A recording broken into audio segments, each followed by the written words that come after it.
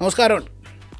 വരുന്ന ഒരു മാസത്തേക്കെങ്കിലും ഈ ഇടപ്പള്ളി മണ്ണുത്തി ദേശീയപാത വഴി കടന്നു പോകുന്ന ഓരോ മനുഷ്യരും ഹൈക്കോടതിക്ക് മനസ്സ് നിറഞ്ഞ് നന്ദി പറയും എന്നുള്ള കാര്യം ഉറപ്പാണ്.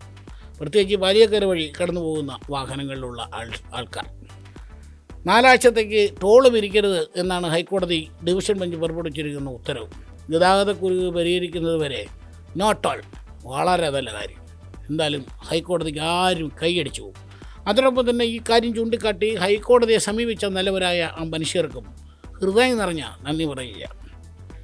നമുക്കറിയാം, ഒരു നല്ല റോഡ് വഴി വണ്ടി ഓടിക്കുക എന്നുള്ളത് മനുഷ്യൻ്റെ അവകാശമാണ്. കാരണം ലക്ഷക്കണക്കിന് രൂപ ചിലവാക്കി വണ്ടി ഇറക്കും. ആ വണ്ടി ഇറക്കുമ്പോഴേ 10-15 കൊല്ലത്തേക്കുള്ള റോഡ് ടാക്സ് പിടിച്ചു മേടിക്കും. പിന്നെ സെസ് മാറ്റത് മറിച്ചതെന്ന് പറഞ്ഞ് കുറേ പൈസ സർക്കാരിന് കൊടുത്തിട്ടാണ് നമ്മൾ ഒരു വണ്ടിയുമായിട്ട് ഇറങ്ങുന്നത്. അപ്പോൾ നമ്മുടെ ഒരു ആഗ്രഹം എന്താണ്?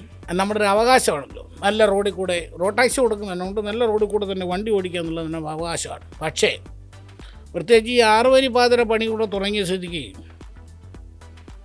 കന്യാകുമാരി കടലിൽ കൂടെ ബോട്ട് പോകുന്ന പോലെ നമ്മൾ വിവേകാനന്ദ പറയുമ്പോൾ ബോട്ട് കയറില്ല. ബോട്ട് ഇത് ഇങ്ങനെ അടിച്ചടിച്ച് നമ്മൾ വിചാരിക്കുമ്പോൾ തീർന്നു എന്ന് വിചാരിക്കുന്ന പോലെയാണ് ഈ വണ്ടിക്കകത്ത് ദേശീയപാതയിൽ കൂടെ പോകുന്നത്. അതിന് ടോളെന്നൊക്കെ പറഞ്ഞാൽ ഈ പറഞ്ഞ പോലെ പാലിയക്കരയിലൊക്കെ പോയി എത്ര മണിക്കൂറാണ് മനുഷ്യൻ കാത്തു കെട്ടി കിടക്കുന്നത്. ഒരു മനുഷ്യനെ പോലും അവന്മാർ വെറുതെ വിടാറില്ല. ഓരോരുത്തരെയും പിടിച്ചു നിർത്തി ആവശ്യം പോലെ കാശ് മേടിച്ചിട്ടാണ് പറഞ്ഞു വിടുന്നത്. എടാ ബ്ലോക്കാണ് തുറന്നു വിടാമെന്ന് പറഞ്ഞാൽ അങ്ങനെ ഇവർക്ക് മനസ്സിലാവുമോ? ഹിന്ദി അല്ലാതെ വേറൊരു വായും ഇവർക്ക് അറിഞ്ഞുകൂടാ. ഏതായാലും പെട്ടുപോയ മനുഷ്യർക്ക് 4 ആഴ്ചയെങ്കിൽ 4 ആഴ്ച വലിയ ആശ്വാസമാവുകയാണ്.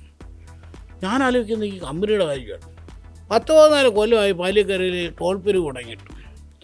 2025 ഫെബ്രുവരിയുള്ള കണക്കനുസരിച്ച് ഏതാണ്ട് 1500 കോടിയിലധികം ടോള് എന്നും പറഞ്ഞ് ഇവർ പിരിച്ചെടുത്തിട്ടുണ്ട്.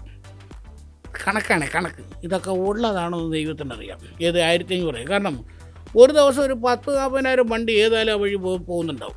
ഈ വണ്ടിക്കാരെല്ലാം പിടിച്ചു നിർത്തിയവന്മാർ ടോള് മേടിക്കുന്നുണ്ട്. ആവശ്യം പോലെ കൗണ്ടറാണ്.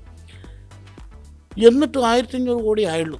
ഇനിയും 3 കൊല്ലമുണ്ട്. അതുകൂടെ കഴിയുമ്പോഴത്തേക്ക് എത്ര കോടി രൂപ ഇവർ പിരിച്ചെടുക്കും എന്നുള്ള കാര്യം നമുക്ക് ഊഹിക്കാൻ പോലും പറ്റത്തില്ല. ഏതായാലും ഇല്ലാത്ത റോഡിന് നമ്മൾ മറ്റേ ടോൾ കൊടുക്കേണ്ട കാര്യമില്ലല്ലോ.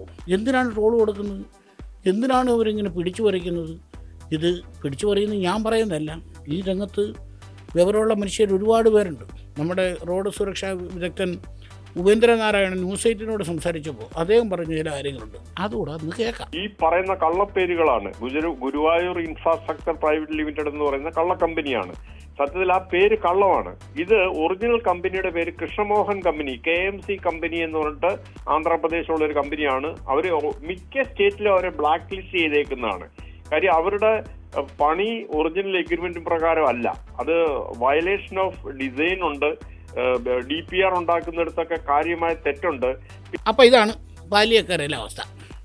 എന്തോരം സമരങ്ങളാണ് പാലിയക്കരയിൽ നടന്നത്. എത്ര പ്രതിഷേധങ്ങൾ നടന്നു.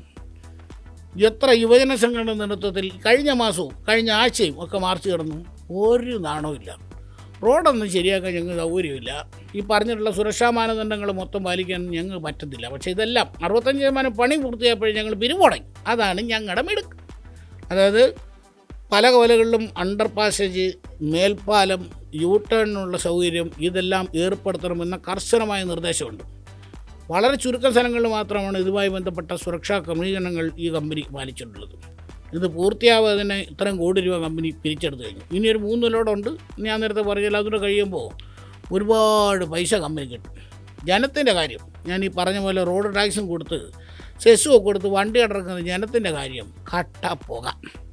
ഇപ്പുറത്തോട്ട് വന്നാൽ എനിക്ക് ബഹുമാനപ്പെട്ട ഹൈക്കോടതിയിൽ അഭ്യർത്ഥിക്കാനുള്ളത്, ഇപ്പോൾ കൊച്ചിയിൽ നിന്ന് തൃശ്ശൂരോട്ട് പോകുന്ന ആളുകളുടെ കാര്യം ആണല്ലോ പരിഗണിച്ചേക്കുന്നത്. അല്ലെങ്കിൽ അവർക്കാണല്ലോ ഈ പാലിയക്കര ടോളിൽ 1 മാസം കൊണ്ട് തിരിക്കണ്ട എന്നുള്ള ഒരു ഉത്തരവ് കൊണ്ട് ഗുണമുണ്ടാകുന്നത്.